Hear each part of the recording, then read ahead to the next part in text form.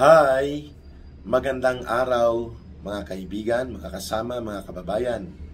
Kasama niyo po ngayon si Ka Eric sa ating video talakayan at sa ating video analysis.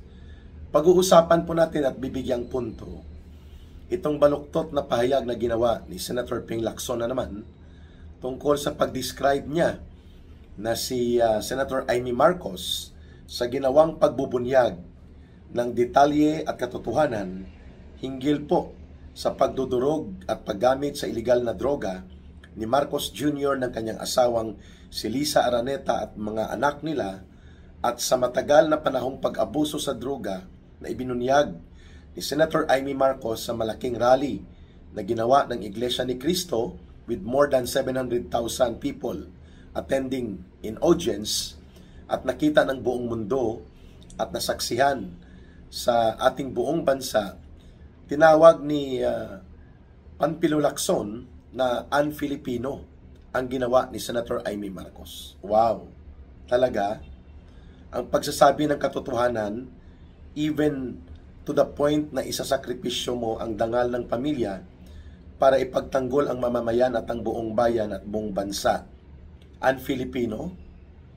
Mag-isip-isip ka nga, Panfilo Lacson. Sige nga, yan ang pag-uusapan natin. Ang isa pa, pupuntuhan din po natin itong isa pang baluktot at may halong arogansya at kahambugan na pinahayag ni DILG Secretary John B. Rimulya. Nakakasuhan nila ng inciting to sedition or sedition ang mga nananawagan ng Marcos resign dahil bahagi daw ito ng destabilisasyon. Wow, isa pa ito, no?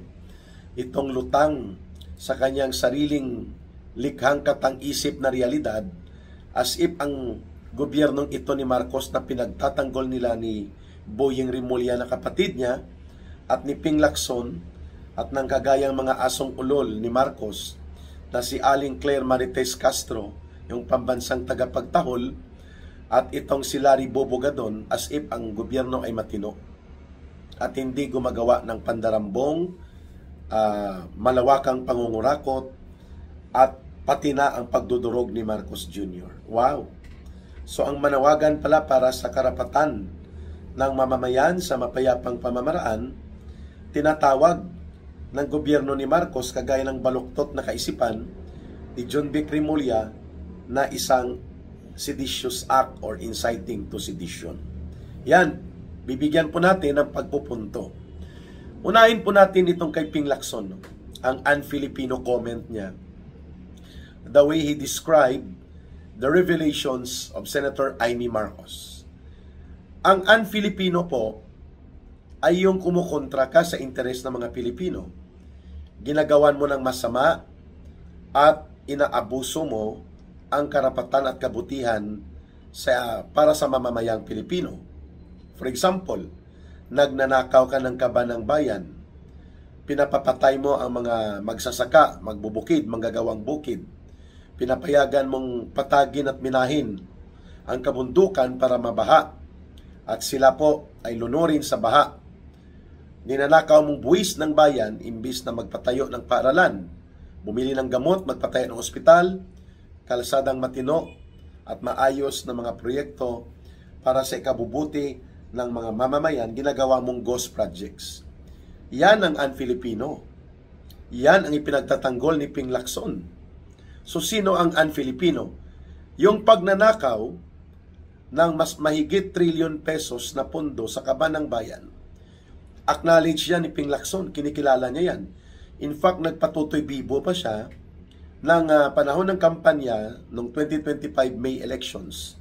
Sabi niya, I have around at least 67 members of Congress na naging kongresista, na naging kontratista, o mga kontraktor na naging kongresista. Aba, pagkaupo niya ng pinunduhan at ginastusan malamang nila Marcos at Romualdez ang kanilang diskarte sa eleksyon, ni Tuta Soto, wala na, nalusaw na parang bula at kwentong kotsero at nabahag ang buntot ni Ping Lacson, hindi na niya ibinulgar at ipinagpatuloy ang sinasabi niyang 67 at least na mga members ng House of Representatives na ginagamit ang kanilang posisyon para mangontrata at mga kontratista na naging kongresista para dambungin at kulimbatin ang kaban ng bayan.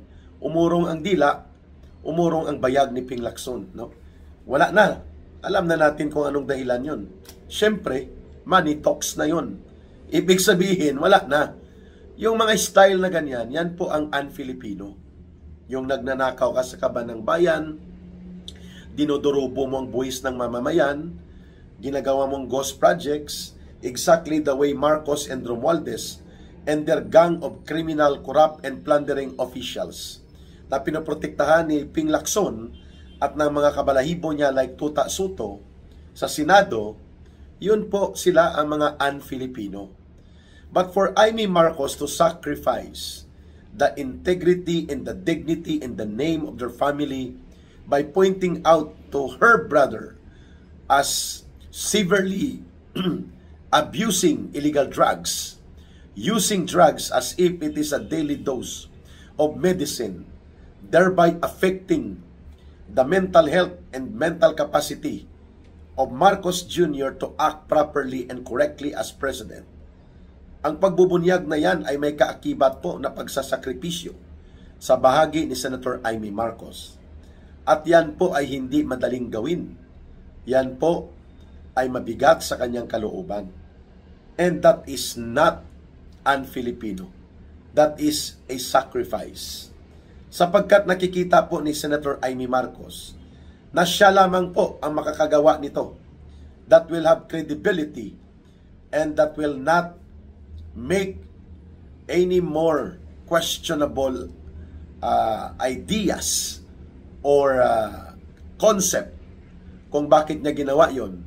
Wala na, sapagkat ang kanyang sinasabi ay nakabatay sa kanyang mahabang panahon na pakikipagsalamuha at pakikipamuhay kasama ang kanyang kapatid na si Bongbong Marcos Jr.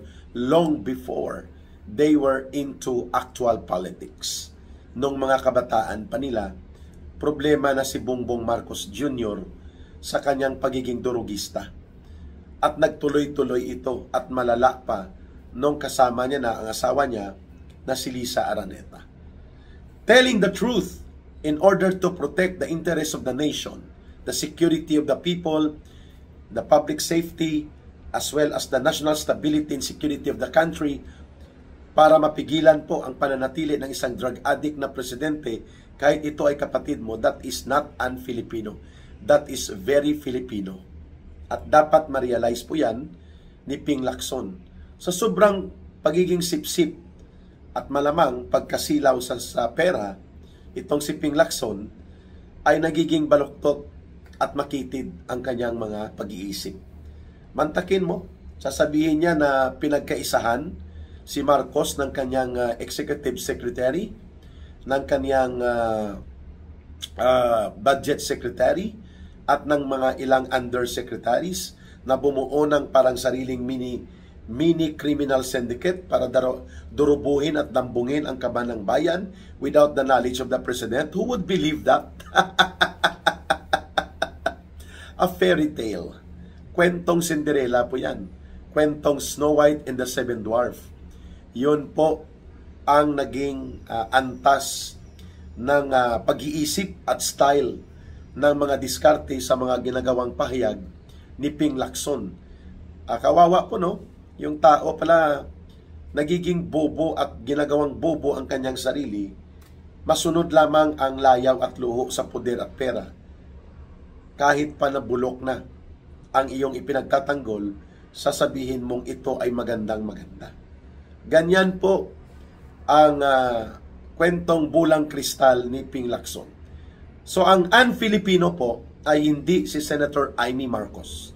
Ang nagsasabi ng Marcos resign, ang nagsasabi po ng katotohanan sa karumaldumal at hinayupak na krimen ng mahigit 1 trilyon pesos na pagnanakaw sa flood control projects na pinangunahan ng mastermind na Marcos Jr. at Martin Romualdez, hindi po yan un-Filipino.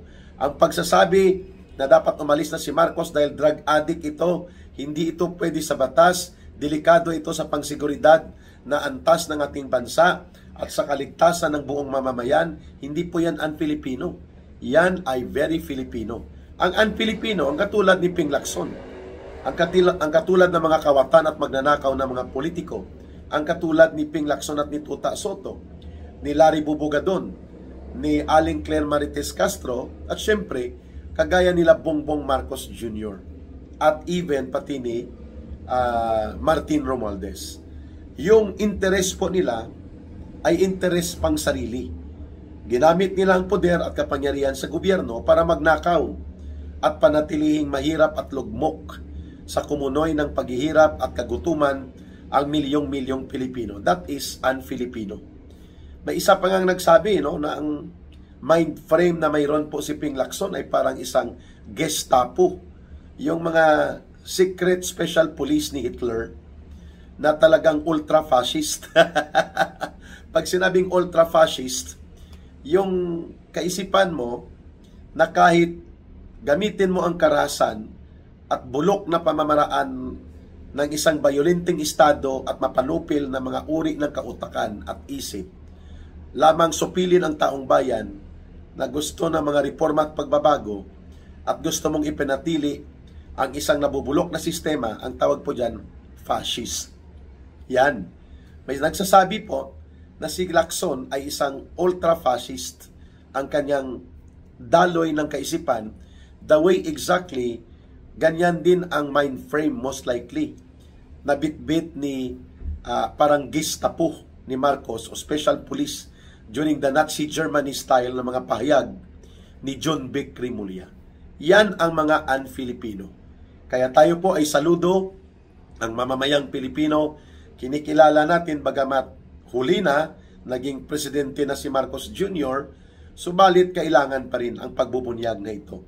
Sapagkat kung ito po'y ginawa ni Senator Amy Marcos during the time ng eleksyon sa 2022, hindi po mananalo bilang presidente itong si Bongbong Marcos. At posible po, hindi rin sumama sa kanya si Vice President Sara Duterte. O pwedeng si Sara Duterte na mismo ang tumakbo na lang sana. Pero nangyari na po no? Mga kababayan, what is important, bumabawi. At nagsusumikap si Senator Amy Marcos na ituwid ang kanyang mga pagkakamali at tumulong na ito po ay ma-rectify o mabigyan ng koreksyon habang may panahon pa upang hindi na po lumalim ang problema sa pagnanakaw, pandarambong, pangungurakot at mga parang sindikato na pagpapatakbo ng gobyerno the way we are seeing the government right now being run like a criminal syndicate. At yan pa ang pinagtatanggol ng mga kagaya ng totoong un-Filipino ang utak at takbo ng kanilang mga pananaw like Ping Lacson, Tuta Soto, mga trapo at sipsip na politikong tagapagtanggol ng mapanupil at magnanakaw na sistema ng panggobyerno ni Marcos at Romualdez. Yan ang un-Filipino, hindi si Amy Marcos at ang mga mamamayan na naninindigan para sa matino at malinis na pamamahala. Okay? Ito naman pong punto dito sa binanggit ni John Vic Rimulya na pwedeng kasuhan daw ang mga nananawagan ng Marcos resign ng kasong inciting to sedition or sedition. At ako nga, mamayang hapon, alauna, ay haharap sa City Prosecutor's Office ng Quezon City para po sa kasong inciting to sedition. Dahil ako daw ay nag-uudyok ng tao upang mag-alsa sa gobyerno. Saan? Kailan? Paano? Yun ang tanong. Ang pagpapahayag ni Ka Eric ng kanyang saloobin at pananaw sa mapayapang pamamaraan at hindi pag-udyok ng karahasan, paano naging inciting to sedition po yun? Ang mga elemento ng inciting to sedition po, batay sa jurisprudence ng Korte Suprema sa mga related cases kagaya nito, at pati na rin po sa mga nakasaad sa libro ng batas at pakikipag-usap po ni Ka Eric sa mga abogado, dapat po may pag-uudyok para gumamit ng karahasan, gumamit ng armas, mag-aklas, at maglikha ng kaguluhan. Yan po ang mga elemento ng inciting to sedition. Ang sedition po ay aktwal na pag-create ng kaguluhan, aktwal na pagsama o pag-participate sa kaguluhan upang magkaroon ng pagpapabagsak sa gobyerno. Sedition. Ang rebellion po, aktwal na pagkikipaglaban upang agawin ang kapangyarihan sa gobyerno. Bumagsak ito gamit ang armadong pakikipaglaban. Saan po dyan ang mga ginawa ni Ka-Eric na siya at kami na mga nananawagan sa Marcos Resign ay gumawa po ng hakbang na inciting to sedition. Yan po una ay pananakot sapagkat natatakot sila na ang panawagang Marcos Resign ay dumadagundong at dumadaluyong sa malawak na hanay ng mamamayan. At hindi na ito mapipigilan pa because nasa dead end na si Marcos. Kaya tinatakot nila ang mamamayan na hindi sumama sa mga pagkilos na mapayapa upang magdaluyong ang pinakamalakas na panawagan sa buong bansa at sa iba pang panig ng daigdig na may mga mamamayang Pilipino na Marcos Resign. Kasi takot na takot itong mga Remulla Brothers at mga kagaya ni Ping Lacson na mawalan sila ng poder, pera, pondo at kapangyarihan kapag pinalayas ng taong bayan si Marcos at sila Romualdez. Yan pong dahilan. Kaya ginagamit nila ang parang pasista, no? Fascist, like the way German Nazi army and Gestapo police of Hitler were doing the suppression of the people in Europe during that time, sa World War II. Number 2, hindi lamang ito pananakot, itong inilabas na pahayag ni John B. Remulla. Bilang DILG Secretary, ito po ay very irresponsible. Dapat po naintindihan ng bawat opisyal ng gobyerno, lalo na kung ikaw ay alter ego. Bilang Cabinet Secretary, you are the direct representative of the President sa line of work or duty na itinalaga sa iyo. And for that matter, ikaw ang nagsusupervise sa mga local government units, sa mga provincial governments, provincial officials, pati po sa mga municipal and city government, city officials, municipal officials, including barangay officials. Mahalaga po yung Interior Secretary na yan. At dapat responsable ka sa mga ipinapahayag mo. Hindi baluktot at hindi pasista at undemocratic ang mga pinagsasabi mo. Sa saligang batas po ay ginagarantiya po, yan ang pinakamataas, no? Ang konstitusyon is the highest law of the land. Ginagarantiya po dyan ang karapatan sa malayang pamamahayag, malayang pagtitipon at mapayapang pag-exercise ng tinatawag na redress of grievances and petition of the government being made by the people. These are fundamental democratic rights enshrined in the Bill of Rights. Dapat alam yan ni John B. Remulla. At alam din po yan, syempre dapat ni Marcos. O bakit ka matatakot sa taong bayan na nagsasalita ng katotohanan, na nanawagan ng legal na pamamaraan at mapayapang mga pagkilos kung ikaw ay walang kasalanan? Hindi, kung may kasalanan ka, harapin mo. Bumaba ka at magpailalim ka sa proseso ng batas. Yan ang dapat gawin sana ni Marcos at nila Remulla kung matino ang kanilang pag-iisip at sila ay hindi un-Filipino at hindi anti-democratic. Ayun. Diba? Dapat hindi ka nananakot, hindi ka hambog, at responsable ka sa iyong mga pinagsasabi. Ang panguli, dapat ma-realize ni John B. Remulla that all powers in the government and all authority by the government and officials of the government come from the people. The people is where the sovereign power and authority of the government reside. So ang kapangyarihan, poder at posisyon sa gobyerno nila Lacson, nila Claire Tagapagtahol Asong Olol Castro, Larry Bobo Gadon, John B. Remulla, Boying Remulla, Marcos Jr., Romualdez, and all public officials. Sa taong bayan ang galing po yan. Yan po ang the doctrine of the sovereign power of the people in democracy. O bakit mo tinatakot ang taong bayan? Ikaw ba ay hari? Ikaw ba ay nasa monarkiya? John B. Crimolia? Mag-isip-isip ka nga. Huwag ka naman sobrang kulukoy sa mga pag-iisip mo, sa sobrang pagsisip-sip mo kay Marcos Jr. at kay Martin Romualdez.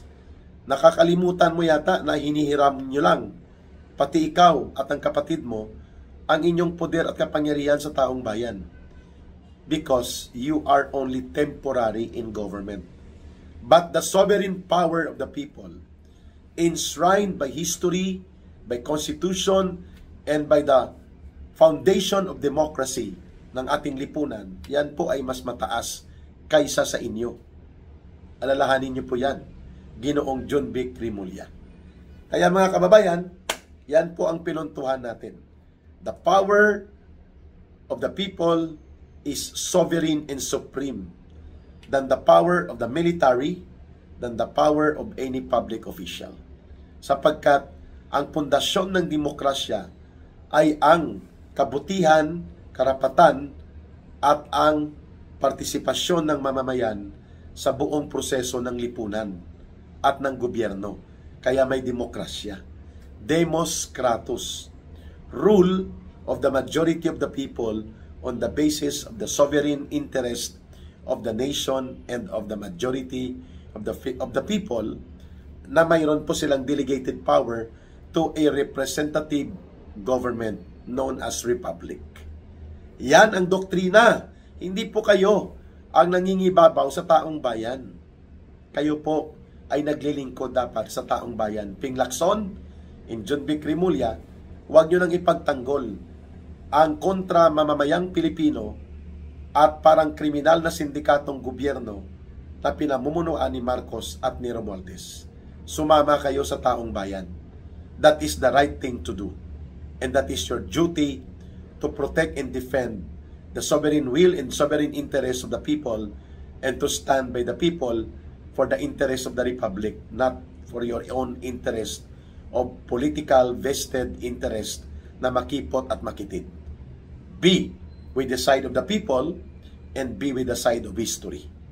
Ito po si Ka Eric, at sa gustong tumulong sa ating Bangon Sambayanan People's Movement, ang atin pong GCash line at line of support number ay 0916-308-7710. 0916-308-7710. Kay Langging po yan, Rohilda Celis GCash line, at the same time yan din po ang line of support. Mahalin natin ang bansang Pilipinas. Walang ibang magmamahal nito kundi tayo ring mga Pilipino. Para sa Diyos at sa Pilipinas nating mahal. Ito po si Ka Eric. May God bless everyone, and may Allah will be with those who are Muslim brothers and sisters. Bye for now. See you again in the next live stream ni Ka Eric po. Maraming salamat.